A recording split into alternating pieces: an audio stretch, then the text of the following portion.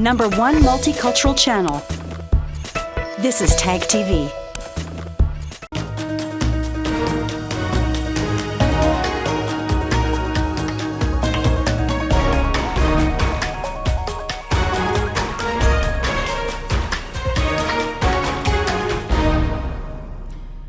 A warm welcome to all our viewers. I'm your host, Shivangi Mishra, and you're watching another episode of South Asia Focus.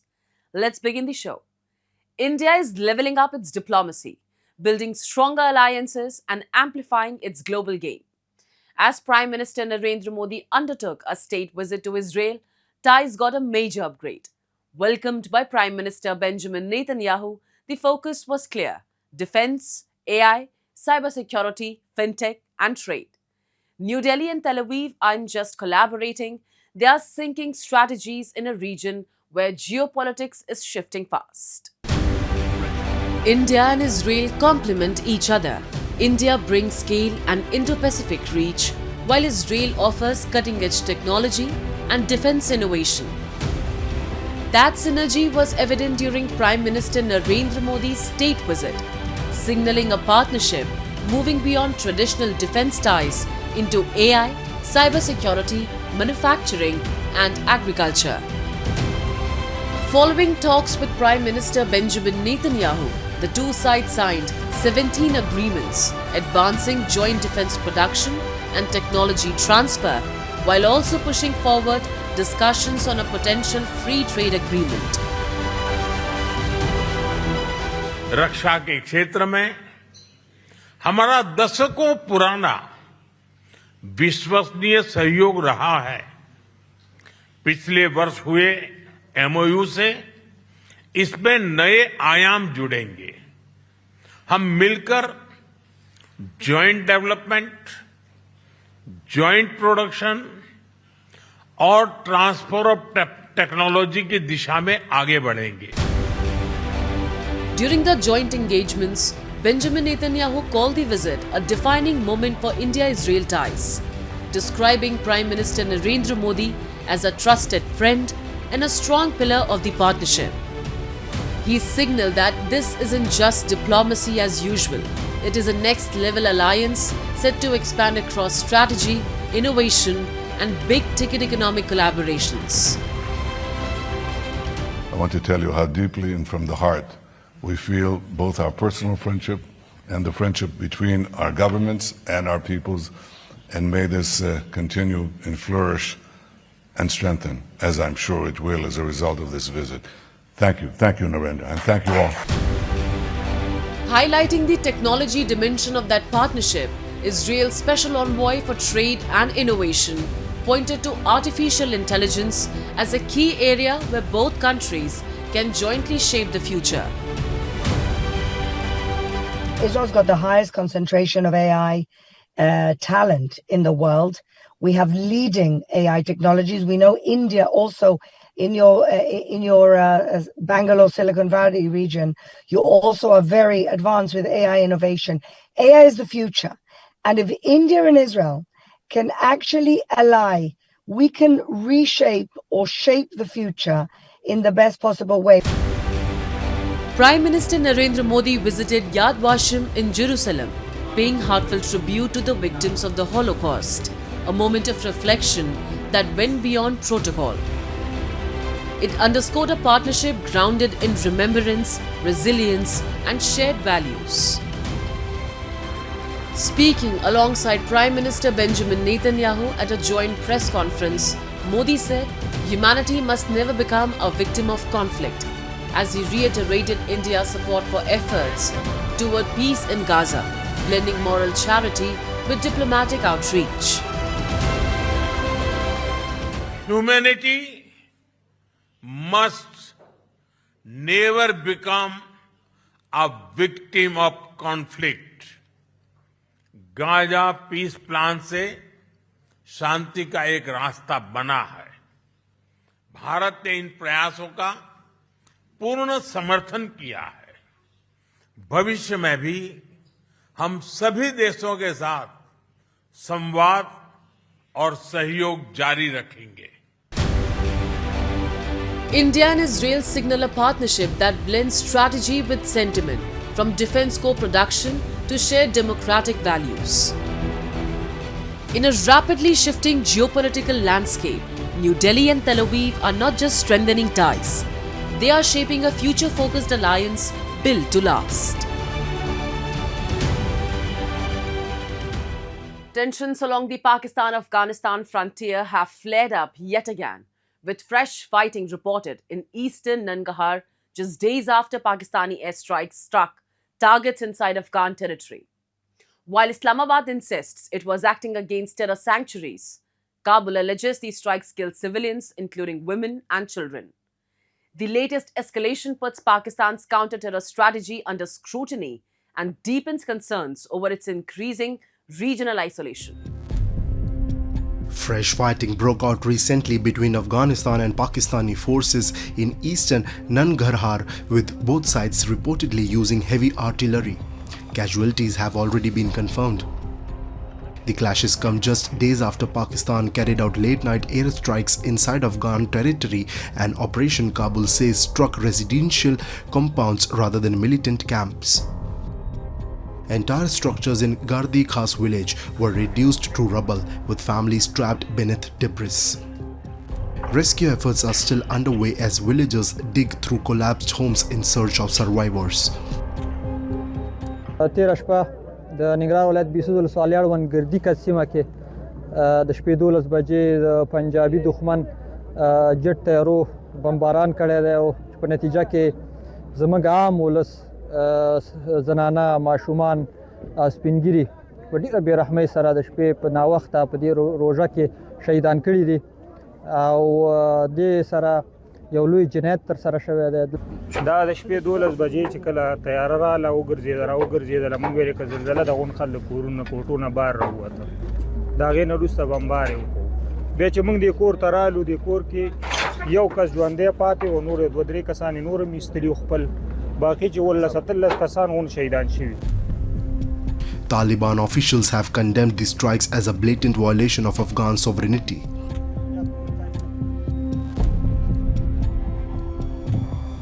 Islamabad insists the operation was intelligence-based selective targeting of 7 terrorist hideouts belonging to the Tehreek-e-Taliban Pakistan and the Islamic State Khorasan province. Pakistani authorities claim the strikes were retaliation for recent suicide attacks, including the bombing of a mosque in Islamabad and an assault in Bannu that killed security personnel. However, critics argue that Pakistan's repeated reliance on cross-border force reflects a deeper failure, its long-standing policy of cultivating and tolerating terrorist networks that have now turned against it. Pakistan and Afghanistan have been having a running, feud over their borders for quite some time. Of course, historically always, right? And surprisingly for Pakistan, when Taliban came to power, it assumed that Taliban would very much look up to Pakistan for guidance in terms of foreign affairs and strategic security relations. Taliban clearly did not want that. And there are differences. One. Secondly, yes, Pakistan is facing, radicalism, of course, and terrorism inside its own territory, especially on the Afghan-Pakistan border. For years, Islamabad has accused Kabul of harboring terrorists, but the Taliban administration has consistently denied allowing Afghan soil to be used for attacks inside Pakistan. The latest strikes come despite recent diplomatic gestures, including the Saudi-mediated release of 3 Pakistani soldiers by Kabul. Instead of de-escalation, the region has witnessed renewed artillery exchanges and rising civilian casualties. Kabul has vowed a major but firm response, warning it will not remain silent in the face of what it calls aggression. Security analysts note that since the Taliban's return to power in 2021, Pakistan's western border has become increasingly unstable. Militant ambushes, suicide bombings, and cross-border shelling have intensified, exposing Islamabad's internal security vulnerabilities. Funerals for police officers killed in recent militant attacks in northwest Pakistan further underscore the deteriorating security environment. The porous frontier, long shaped by Islamabad's strategic depth doctrine, now appears to be a blowback zone where militant groups once seen as assets have evolved into liabilities.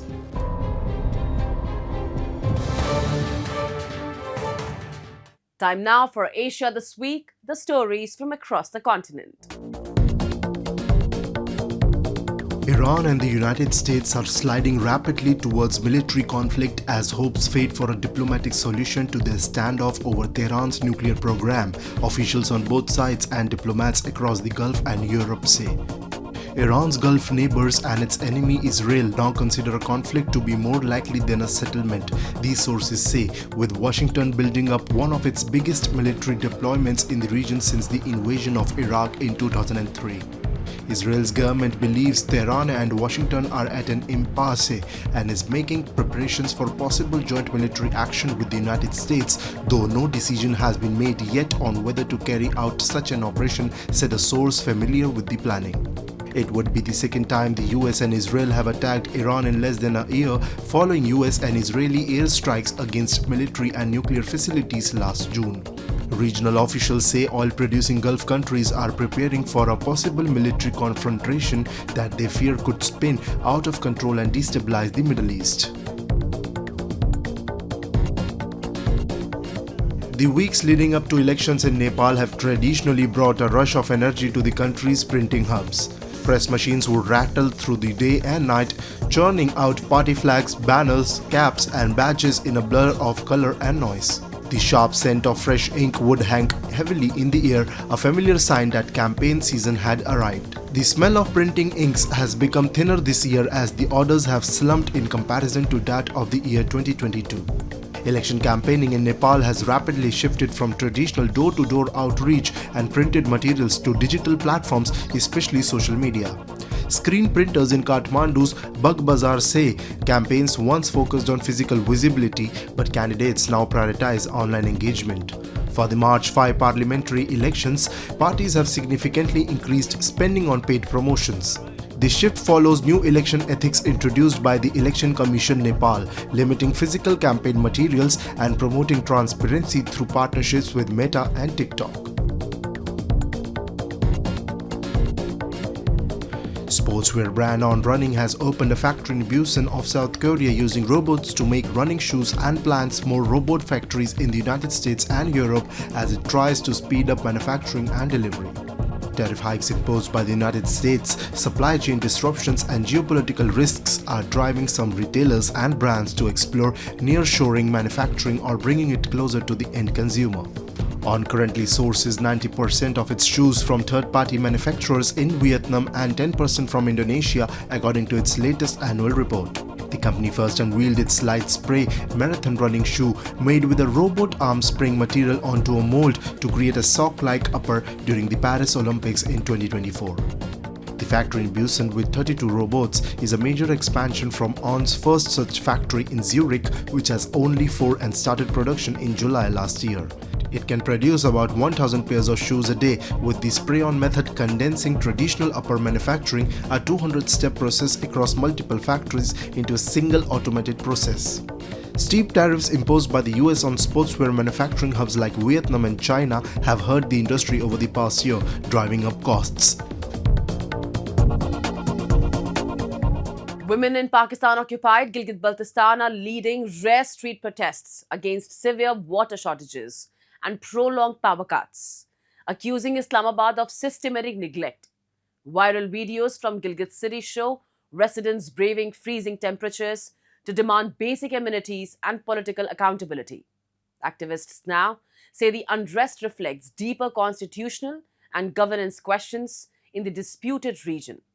Our report. What began as a local grievance in Gilgit city has now evolved into a wider expression of public anger. Residents say drinking water reaches homes for barely half an hour after gaps of 10 to 15 days. Electricity supply remains erratic, crippling daily life and disrupting water pumping systems.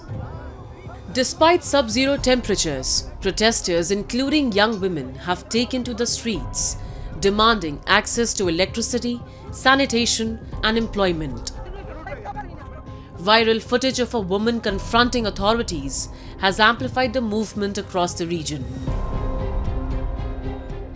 10 दिन के बाद पानी आता है, वो भी government की तरफ से नहीं है, वो पानी बासिक पालों की तरफ से अपनी मदद आप के तहत हम लोगों ने अपनी ताउन से वो बनाए हैं बिजली, वो क्या कहते हैं पानी तो है लेकिन वहाँ पंप चलाने के लिए बिजली नहीं है। तो 11 दिन बाद पानी आता है, तो ये हमारी औरतों की बदकिस्मती है। अब देखो सोचो, गिलगित में इतना बड़ा दरिया सिंध के नाम से नीचे गुजर रहा है, लेकिन हम पानी के बगैर प्यासे इधर। तो ये कोई इंसानियत है? जो भी हुकूमत आती है अपने जेब भरती है, अपनी तजोरियाँ भरती है, वो चली जाती है, नौकरियाँ भी लेकर जाते हैं।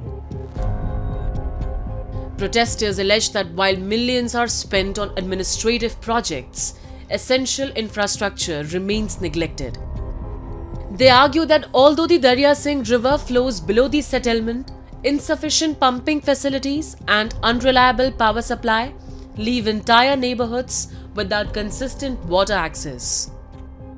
Residents further claim that governance structures in the region lack accountability and responsiveness to local needs.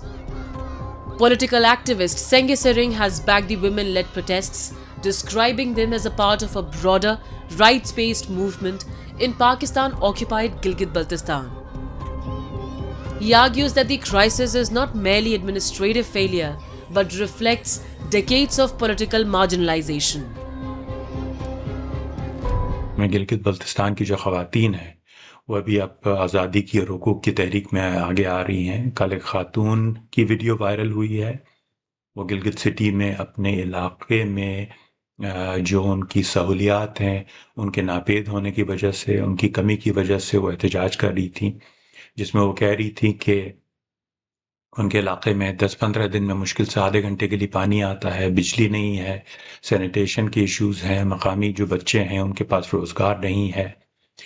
और वहाँ पे उन्होंने कहा कि पाकिस्तान के जो हुक्मरान है वो यहाँ के काबिज़ है, वो यहाँ से चले जाएं, क्योंकि यहाँ के जो इलाके के जो इंस्टीट्यूशंस हैं उनके ऊपर मकामी लोग हैं, उनको हुक्मरानी का हक़ है कि हमारे मकामी जो लोग हैं उनके अंदर कैपेसिटी नहीं है कि पंजाब से और पाकिस्तान से हुक्मरान यहाँ लाए जाएं।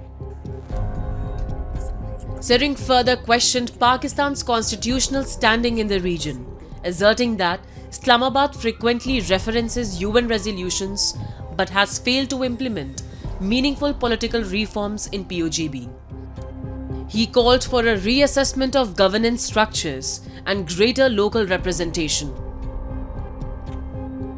पाकिस्तान बार बार अक़वाम मुत्तहिदा की जो है रेजोल्यूशंस का जिक्र करता रहता है, करारदादों का, तो उस रेजोल्यूशन पे वो अमल करे और फ़ौरन यहाँ से निकल जाए। जिस तरह कि उस खातून ने कहा है कि आप यहाँ से दफ़ा हो जाएं, आपके यहाँ पे कोई काम नहीं है, क्योंकि हमारा जो आइनी रिश्ता है वो भारत के साथ है, और जब पाकिस्तान यहाँ से निकलेगा तो हम भारत के साथ बराह रास्त डायरेक्ट गुफ्तगू करके अपने हुकूक जो हैं, आइनी हुकूक और क़ानूनी और जो पॉलिटिकल हुकूक हैं उसके बारे में हम बात कर सकते हैं। The current unrest highlights a recurring pattern: limited political representation, delayed infrastructure development, and growing frustration among residents. As women increasingly take leadership roles in the protests, the crisis in Pakistan-occupied Gilgit-Baltistan is no longer just about water and power. It is about rights, representation, and legitimacy.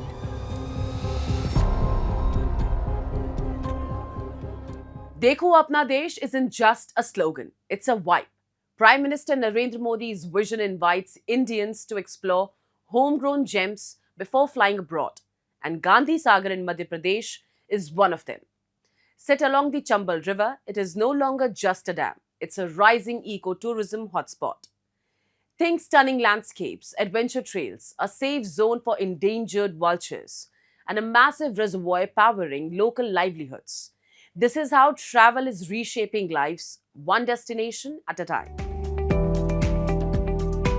Straddling the Mandsaur-Neemuch border in Madhya Pradesh, Gandhi Sagar is a dream spot for nature lovers.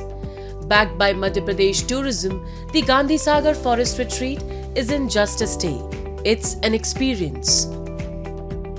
Think luxury in the wild, mornings on eco trails, butterfly park walls, and pure city-free calm. Visitors leave not just refreshed but informed and inspired.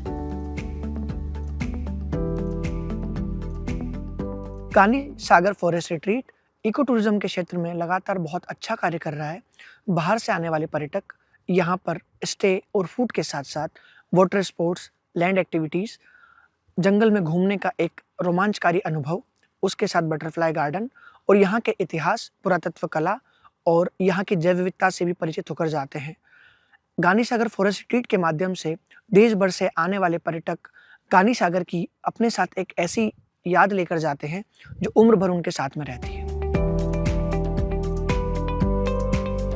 Gandhi Sagar is fast becoming a go-to destination for the next generation. Adventure lovers can dive into water sports on the Chambal River, while the iconic Gandhi Sagar Dam stands as a marvel of engineering. The vast reservoir offers postcard perfect views, and ancient rock art and nighttime stargazing adds a unique edge, especially for young travelers. With government-developed facilities, Gandhi Sagar now offers a complete tourism experience. ठीक है, चंबल नदी में boating और kayaking वगैरह ये सब हमने अभी एक्सपीरियंस किया है। जिस तरह से भारत सरकार हमारे पर्यटकों के लिए चीज़ें बढ़ा रही हैं और जिससे इससे देखा जाए जो आजकल का यूथ है जिसको इन चीज़ों का एक्सपीरियंस करना चाहिए, और ख़ासकर जेंजीज के लिए जो आजकल ट्रेंड का शब्द है जेंजी, ठीक है, उनको भी इसका एक्सपीरियंस करना चाहिए। यहाँ पर शांति और सुकून जो है, जो पर्यटक शांति और सुकून ढूंढने आते हैं उनके लिए बेस्ट जगह है। सरकार ने जो है एमपीटी ने बहुत अच्छी जगह बना रखी है, और अगर आप यहाँ आते हैं तो बहुत सारी एक्टिविटीज़ जो है वो सारी देखने को मिलती है। वाटर एक्टिविटीज़ हो, लैंड एक्टिविटीज़ हो, या फिर गांधी सागर डैम हो, वो भी पर्यटक के लिए बहुत अच्छा बना हुआ है। But Gandhi Sagar isn't just about travel pics and weekend getaways. The real goal of Dekho Apna Desh or Explore Your Own Country is local jobs. The massive Gandhi Sagar Reservoir is the backbone of the local economy. Tourism creates work for guides and hospitality staff, while fisheries sustain thousands of fishermen. Eco पर्यटन के साथ साथ यहाँ पे fisheries की activity भी बहुत अधिक मात्रा में होती है। यहाँ पर लगभग हमारे पास 2800 मछुआरे हैं जो विभिन्न मत्स्य सहकारी समितियों से जुड़े हुए हैं, जिसमें से 1000 के आसपास सक्रिय मछुआरे हैं। अगर एक परिवार के 4-5 सदस्यों को भी मान लिया जाए तो 1000 मछुआरों को सक्रिय रूप से रोजगार मिलता है, और लगभग 3 से 4 हज़ार लोगों को इनडायरेक्टली भी रोजगार प्राप्त होता है। Beyond tourism and jobs, Gandhi Sagar is a biodiversity hotspot. This vast wetland turns into a winter hangout for thousands of migratory birds and flamingos from India and beyond. It's also a safe zone for endangered vultures, while crocodiles and otters signal a thriving ecosystem. Even as ecotourism grows, the focus stays on protecting this fragile natural balance. Gandhi Sagar एक बहुत बड़ा wetland है। यहाँ पर प्रति वर्ष हज़ारों की संख्या में माइग्रेटेड बर्ड आते हैं, और ये आप जो पीछे देख रहे हैं यहाँ पर वल्चर जो विलुप्त की कगार पे हैं, जो मध्य प्रदेश में 2 जगह ही मिलते हैं। एक तो अपना गांधी सागर है, यहाँ पर मिलते हैं, और दूसरा जो है पन्ना टाइगर रिजर्व में पाए जाते हैं। गवर्नमेंट भी जो इसके लिए इको टूरिज़्म को बढ़ावा देने के लिए कई पॉलिसीज़ और इसको चल रहा है, और यहाँ पे टूरिज़्म को आकर्षित करने के लिए भी यहाँ पे फॉरेस्ट रिट्रीट टेंट सिटी है। यहाँ पे टूरिज़्म आते हैं और यहाँ रुकते हैं, यहाँ का एक्सप्लोर करते हैं। यहाँ पे जो जलीय जीव भी बहुत सारे प्रकार के यहाँ पाए जाते हैं, जिसमें ओटर से उदबिलाव, मगरमच्छ है यहाँ पर, और सबसे बड़ी बात यहाँ पर है कि फ्लेमिंगो जो हजारों की संख्या में फ्लेमिंगो माइग्रेट होकर यहाँ आते हैं। Gandhi Sagar shows how ecotourism can protect nature while uplifting local lives. It blends calm, adventure, jobs, and natural beauty, capturing the spirit of a new, confident India. If you're craving a break from the fast lane, Gandhi Sagar is calling. Explore the country, take pride in it. Gandhi Sagar isn't just a getaway. It's a shining example of how ecotourism, conservation, and local livelihoods are coming together under the spirit of Dekho Apna Desh to power a more confident, self-reliant India.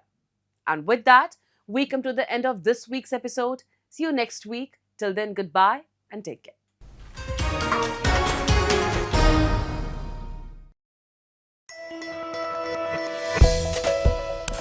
#1 multicultural channel.